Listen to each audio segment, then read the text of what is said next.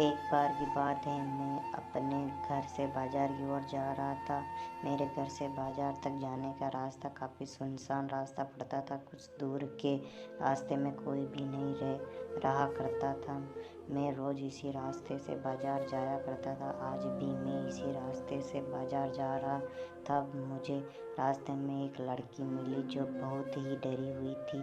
उससे डरा हुआ देख मैं उसके पास गया और पूछा, क्या हुआ, तुम डरी हुई क्यों हो?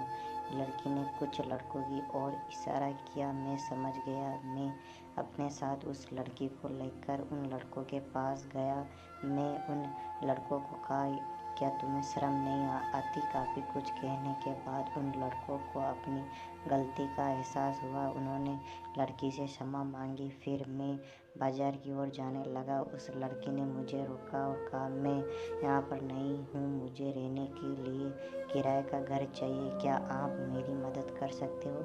मैंने कहा, ठीक है, मेरे घर में एक कमरा खाली था, आप मेरे घर चलिए। अगर आपको पसंद हो तो आप उसमें रह सकती है, अगर आपको पसंद नहीं आए तो आपको दूसरा घर भी दिखा सकता हूँ। अब वह लड़की और मैं घर की ओर चल पड़े। रास्ते में कुछ भी बोला नहीं पा रहा था। मैं बोलना चाह रहा था लेकिन बोल ना पा रहा था। फिर उसने पूछा, आपका नाम क्या है?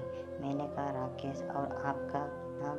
उसने कहा, सुंदरी। मैंने बोला, काफ़ी अच्छा नाम है। अब तक हम घर पर आ गए थे। सुंदरी ने मेरा घर देखा और वह कमरा भी देखा जिसे वह रहना। सुंदरी को वह कमरा काफ़ी पसंद आया। फिर वह हमारे घर में रहने लगी। मैं उसे जब भी देखता था मेरे मन में अजीब सी हलचल होती थी। पता नहीं उसके मन में होती थी या नहीं। एक दिन मैं और सुंदरी घूमने जा रहे थे। मैंने सोचा लिया था कि आज मैंने सुंदरी को अपने मन की बात बताऊंगा।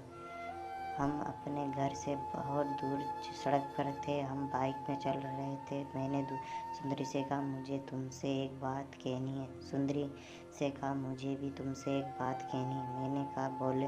सुंदरी बोली, मैं तुम्हें पसंद करती हूँ। ज़्यादा खुशी के कारण मैं अपनी बाइक को संभाल नहीं सका और हमारी बाइक का दुर्घटना हो गई। मैं तो बच गया लेकिन सुंदरी ने अपनी जान को गवा दिया। पर आज भी मेरे दिल में सुंदरी जिंदा है।